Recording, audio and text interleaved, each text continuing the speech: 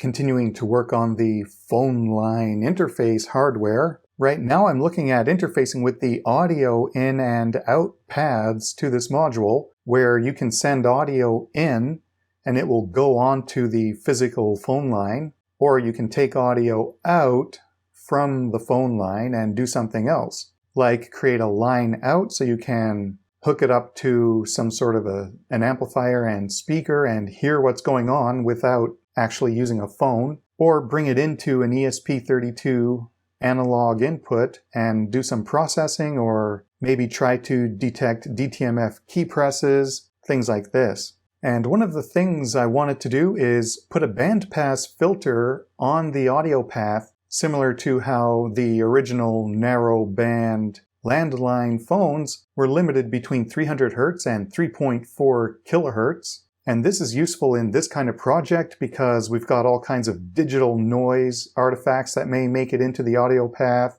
and switching power supply ripple 80 to 100 kHz. It'd be good to filter stuff like that out of the audio path. So I started experimenting with this multiple feedback bandpass filter structure. I don't really need certain other characteristics like a maximum flat pass band between 300 and 3.4 kHz.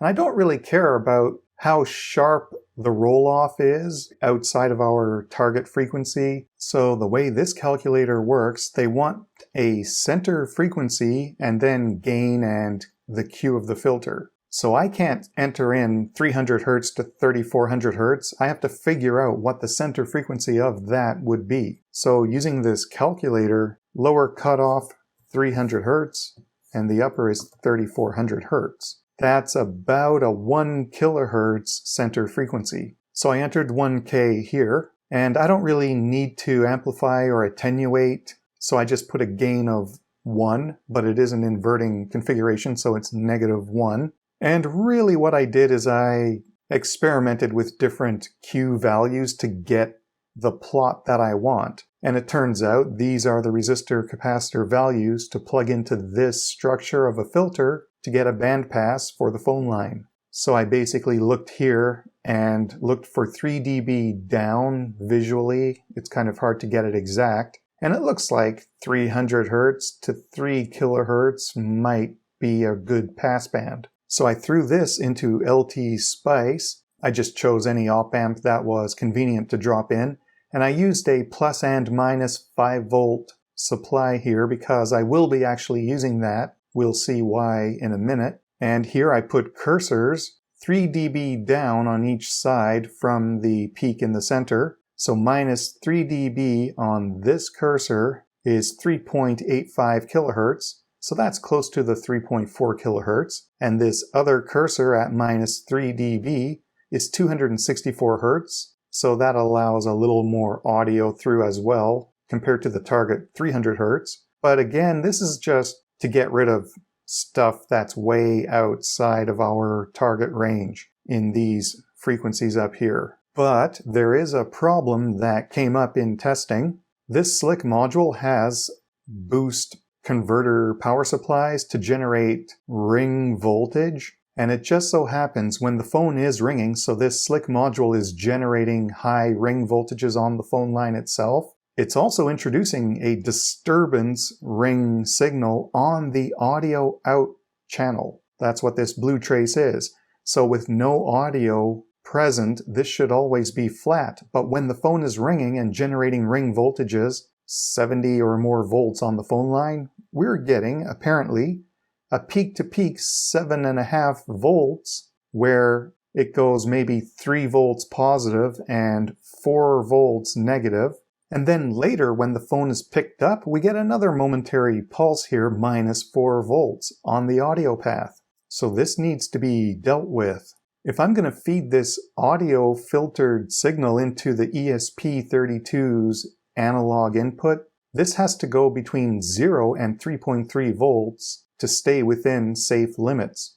So this sine wave test signal here represents the audio out path on the SLIC module, normally sending just audio, but also potentially +3 to -4 volts. So that's one reason I decided to go with a split plus and minus 5 volt supply here. I have 5 volts to work with, and I'm going to use the ICL 7660 negative voltage rail generator, so I give it plus 5, and it will generate minus 5, or if we're drawing more current, we might get a little less than the ideal minus 5. And it's going to introduce its own power supply switching ripple, which may make it onto the audio signal, so we may have to deal with that. But the idea is to give us enough headroom to take this potentially large spike disruption and be able to deal with it. I could try to just do a simple resistor divider or something and scale that down, but that would also scale down the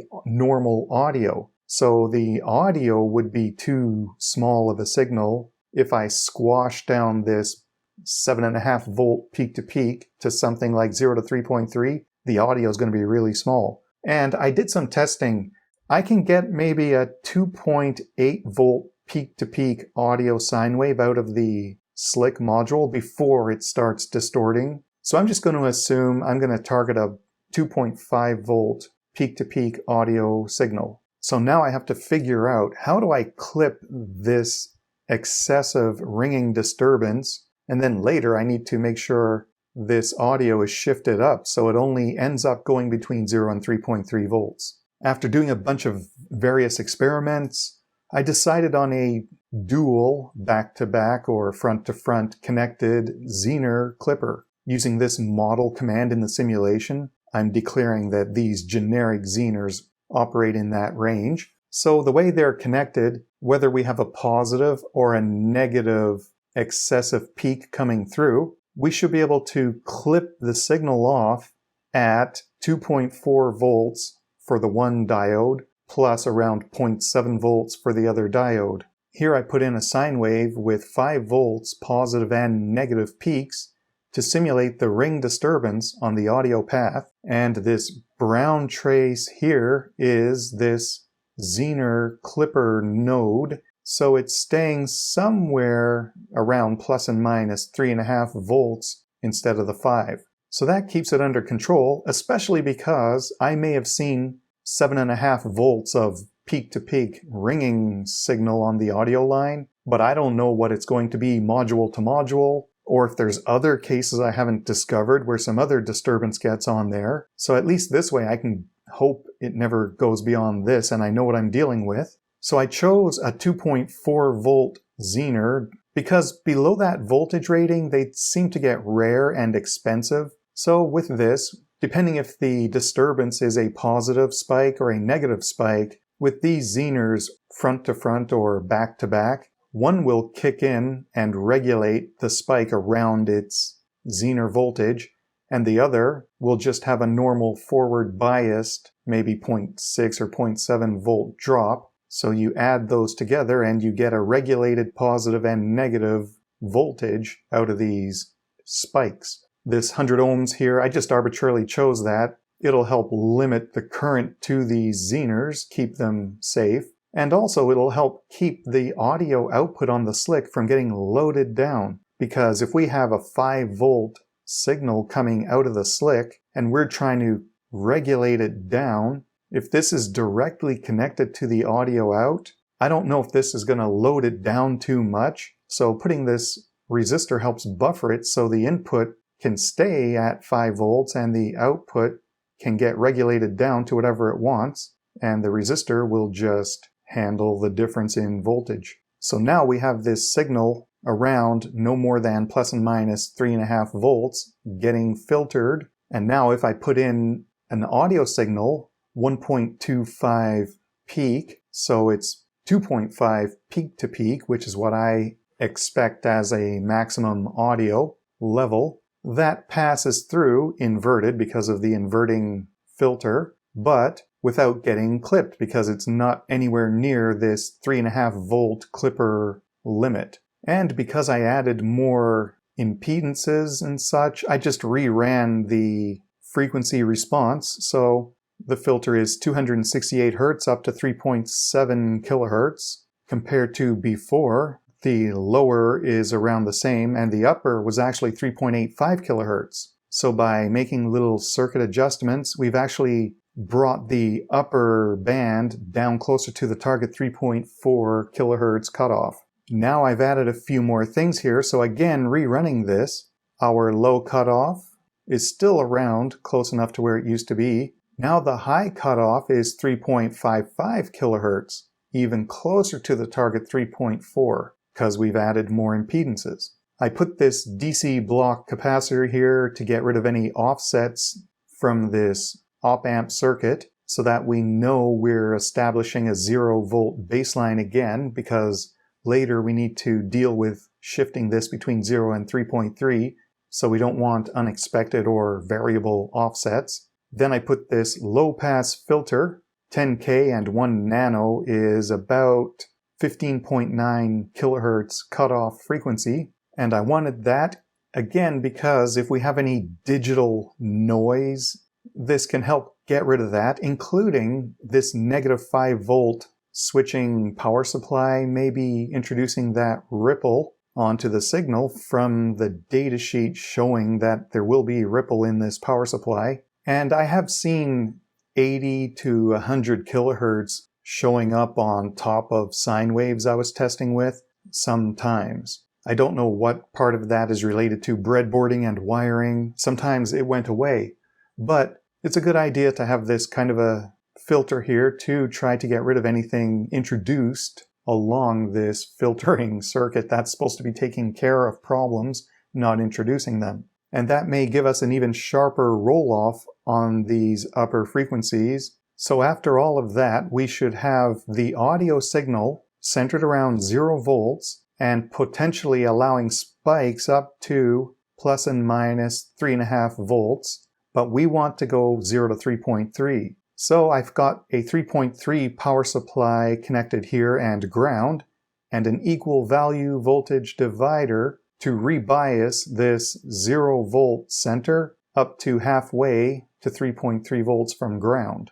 So the signal getting through is going to swing plus and minus from there. And in combination with this 10K resistor, these 3 resistors form a voltage scaling network. So there's ways to calculate how to take a certain min and max input voltage at this point and make sure it goes between a certain min and max out. But as you add other impedances around it, and depending what you're connecting this into, that can all throw it off. So I just empirically did this and came up with these convenient looking component values. I may need to readjust this if I build it in a final PCB and see how it runs. But again, adding more impedances here will change the overall bandpass frequency response of this circuit. So running this again, now the lower cutoff is 295 Hertz, very close to the 300 we wanted, and the upper is 3.59 kilohertz, close to the 3.4 kilohertz we wanted. Now these locations here, minus 10.3 or so dB, that's because that's 3 dB down from right here at the peak. It's no longer up at 0 because we're doing things and the signal's getting attenuated. So I start out with a cursor at the peak and see what it is, and then I go 3 dB down on each side. So this is actually very close to the filter response that we wanted just by adding extra things. And here it is with just a regular 2.5 volt peak-to-peak sine wave audio coming in. So that's going to be centered at 0 volts coming in. It easily passes through the clipper without getting affected. It gets filtered and goes through all of this and gets shifted up. So it's also going to be attenuated by all of this. It's no longer swinging 2.5 volts, but it is above 0 and below 3.3, which is what we want. We can always scale this again in software if we're reading it into an ADC, or we can amplify it with another op-amp sort of circuit. But this gives us more overhead so we can absorb a larger signal, which would be the 3.5 volt plus and minus ring disturbance that we are clipping. That would go more towards 0 and 3.3. So that's how we end up with this. So now there's one more feature I wanted to add. It's one thing to have this ring disturbance clipped to a safe level that we can feed into a 3.3 volt ADC, but maybe I don't want that signal to even have a chance of going there, or maybe it's okay on the ADC, but if I also have a copy of this going to a line out and I'm amplifying it, maybe I don't want to hear this sudden jarring higher amplitude disturbance when the phone rings. So I want a way to be able to mute this path now that it's under control with only positive voltages. So that allows me to throw a FET here so that when I turn it on, giving it enough gate voltage here, in this case I brought it to 3.3, when this turns on it will shunt this signal to ground, and through all of these components it's going to be current limited, so we're not shorting an op amp to ground. So then if I take the actual gate and connect that to an ESP32 output, by bringing it low, the gate turns off and it will allow the signal to pass through again. So now the ESP32 is going to know when the phone is ringing because it's controlling the SLIC to do the ringing. So I can mute this, do the ringing, and after the ringing cycle is done, I can release this and release the audio path again. So here in this simulation, the gate is turned on, so we have the output shorted to ground with our plus and minus 5 volt disturbance ring noise, and the output is close to ground. There's some little signal there, but that's basically what I was going for with this. So I set this up on the breadboard, and it is finicky with all of the DuPont wires, but let's see how it turned out. Here's the test setup. Signal generator giving a sine wave in to represent audio, going to the SLIC. The ESP is set up to generate the ring signals, and there's a phone over here that will ring. So the signal generator has a sine wave going to the audio in on the SLIC. The audio out is coming over to the breadboard, and that's where the op amp, filter, and all the other stuff is. And the scope has 4 traces looking at various stages along the audio path. So as expected, with all of the DuPont wires all over the place and all these components on the breadboard, including the resistors especially, some of them have thin leads on it. So this thing kind of changes its behavior a little bit as you move things around and change the position of a probe, but we'll try to get through a demo. This will be a lot more stable on a PCB.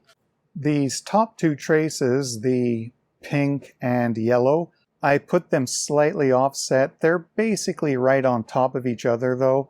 It's just the 2 sides of the incoming 100 ohm resistor straight from the SLIC audio out, and then on the side where the Zehners are. See how that changed as I started pointing at it? I gotta stay off the cables. The green trace is after the op amp, series 100 nano DC block capacitor at the input of the RC filter. And then the blue trace is the output of the RC filter, which is the main audio output path after everything. These small input signal traces are 5 volts a division, so I have the peak-to-peak amplitude at 2.5 volts coming in. And the frequency of the audio in is currently just 2 kilohertz arbitrarily. So before anything else, I'm just going to go down in frequency. So there's 100 hertz coming in, and as I touch the wires, it changes everything.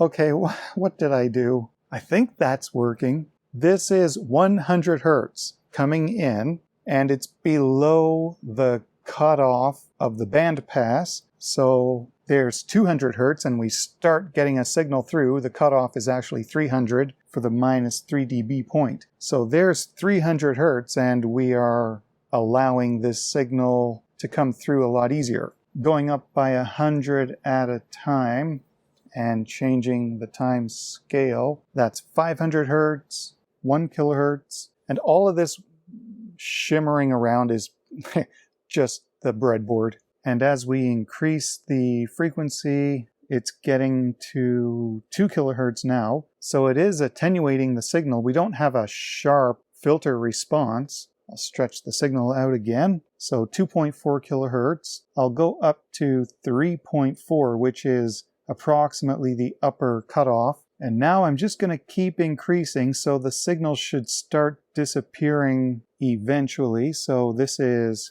not triggering very well. I'm going to change the amplitude. There we go. I'm triggering on channel 1, so let's just make those signals larger. And of course, now I cause some glitchiness by moving around in the room. Oh boy. I think I found one of the loose resistors. Now it's shimmering, but the leads are thin, so it's just going to struggle here on the breadboard. So we are at 3 kilohertz now. As I keep increasing, those 2 bottom output signals are going to decrease. It's not a sharp cutoff. We're at 7.5 kilohertz right now, but it is getting more and more attenuated. There's 15 kilohertz, so there'd be still some amount of audio, but this blue final output signal currently is peak to peak 240 millivolts. I'll go back down in frequency, 3.4 kilohertz, peak to peak 760 millivolts. The center frequency of 1 kilohertz, peak to peak 1.1 or so volts, and 300 hertz, peak to peak 800 millivolts. So that's just the nature of this kind of filter. It's not necessarily a completely flat passband. So going back just to 1 kilohertz, while we're here, I'm going to activate the FET mute switch now by setting the gate to 3.3 volts through the resistor 10K. And now that blue trace went to 0 volts. No signal is getting through as expected. I'll re-enable that. Now the main problem, I set up a button here to start ringing the phone. So now if we look at the scope, while the phone is actively ringing, we get this disturbance on our audio path. I'll zoom out to look at more of that and I'll pause it. Okay, I paused the screen. I'll turn this ringer down. I want it to stay in ring mode. So if I change the scale on that input audio back to 5 volts per division, I don't have a measurement showing here, but in the past, it was like maybe 7.5 volts peak to peak, including positive and negative voltage somehow put by the SLIC on the audio path. And we don't want that there. So that's what this whole project is about. So now this green trace again is going into that RC filter toward the end of the audio path. And with this being 0, we are still getting negative spikes. And overall, it's peak to peak 6.24 volts right here. So I'll turn that signal off. And the blue final output trace, with this being our 0 volt line, we're not getting down to 0 volts, and our max is 2.92 volts in this case, while we have this disturbance on the audio path from the ring signal. And the actual peak to peak here is 2.52 volts. So we've done our signal conditioning and we've scaled this signal down so that worst case with all this disturbance, we are shifted up above 0 and we are within 0 to 3.3, which would be safe for an analog to digital 3.3 volt max converter input on the ESP32. So I'll turn back on that other trace and I'll let this run again and turn the ringer back on. Now, if I use the FET mute switch, now it's muted. So I'll turn off the green trace, it's in the way. So there's our disturbance, and we don't have any audio out, including any disturbances, any spikes, going negative or too far positive. Now I'll turn that audio path back on, and there it is. So whichever way we want to go about fixing this problem of all of these disturbances, we can turn off the audio path, or at least try to keep the signals safe. Go with whatever option works the best. This is the wire for the FET mute. So if I take away ground, now the FET gate is pulled high and we have no signal. So it looks like I'll put this into the ongoing design of the new phone system with the ESP32, but there's still lots more work to do.